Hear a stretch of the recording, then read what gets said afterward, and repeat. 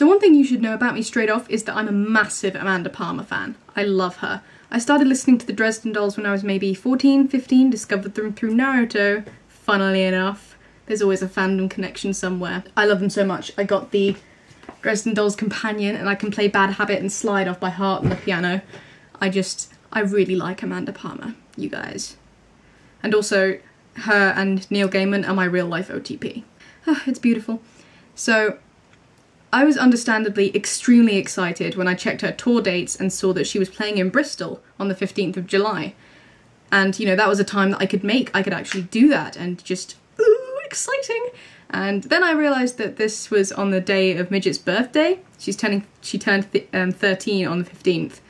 And I was like, it's fine. She likes Amanda Palmer, she likes the Dresden Dolls, she'll like the new album, Theatre is Evil, when she listens to it, which she did. So I'll just buy her a ticket as her birthday present. It'll be amazing. For her 13th, what could be better than going to, you know, a concert in Bristol at the O2 Academy, right? What a brilliant present. And she was really excited about it. Then I bullied Jess into coming because I don't like doing new things that I haven't done before and going to places that I haven't been before, which I have been to Bristol before, like a lot, because Aiden lives there, but I haven't ever driven there before, and that was, you know, the way we were going to get there. I was going to drive us all there. So, you know, so I bullied Jess into doing it, and in a moment of weakness she agreed, and so I got 3 tickets. I got 3 tickets for Amanda Palmer. I was extremely excited. So the day was approaching and I was calm, I was cool, and then my mum told me that she would rather that we take the train up to Bristol and back, because she didn't really like the idea of all 3 of her children being in one car with me behind the wheel. I'm a nervous driver. I'm an extremely nervous, panicky, not the best driver in the world. So it was definitely the safer option, and she said she'd pay for train tickets, you know, because safety first. And, you know, that was all fine, that was cool. And then a few days before we left, Jess, you know, backed out, essentially. You know, she would still pay me for the ticket, but she didn't want to go. She wanted to do something with her friends instead, and I was like, can't force you to do something you don't want. I'm disappointed in you, but obviously it's your choice. I'll try to resist stabbing you in your sleep. So she backed out, and I think I was really stupid of me. I left checking the train times till the day before. Not that it would have made any difference in the long run, but found out the day before that there aren't any trains going from Bristol back to our hometown, you know, past a certain point at night. Not great. So we would have to stay overnight in Bath in my student house, which luckily was still available, and then make our way back to our hometown in the morning.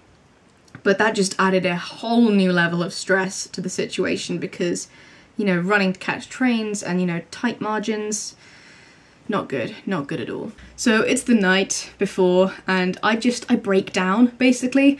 I'm lying in bed, I'm about to go to sleep, my imagination is running away with me, you know, all the things that could possibly go wrong, and I just lose it. I mean, I cry, basically. I cry for about 20-30 minutes. I haven't cried like that for years. I mean, I'm kind of famed for having tear ducts of steel, or, you know, non-existent tear ducts practically. I never cry at anything.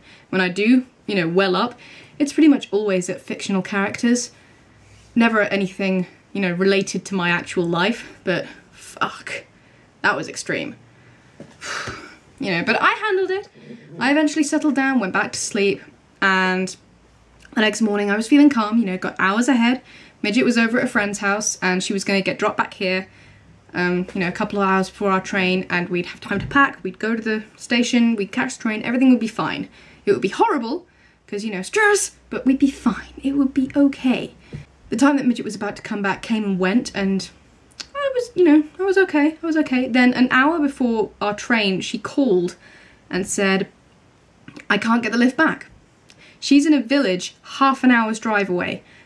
And I just realised at that point, well, we're fucked then, aren't we? Because I can't get there and back and I'll still catch the train. It's not gonna happen. What are you gonna do? So I drove out there and it was a freaking mess. I mean, I was driving around for half an hour trying to find her. And, you know, we completely missed that train. There was no chance. And there were no trains after that. It was just...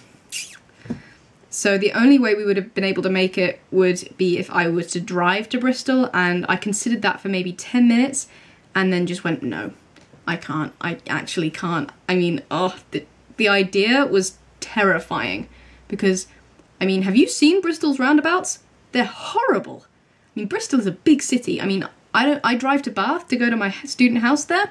I never go further into the city than my student house, which is right on the outskirts, pretty much. It's a simple drive in to get there. I could not handle driving to Bristol and finding a place to park and no. So, we went to Tesco, I bought her ice cream and flowers, and we settled in, we watched Monsters, Inc. and Green Wing, and it was a nice night. It was comfortable, it was okay. I was very calm. It was sad, because, you know, I would have loved to see Amanda Palmer, but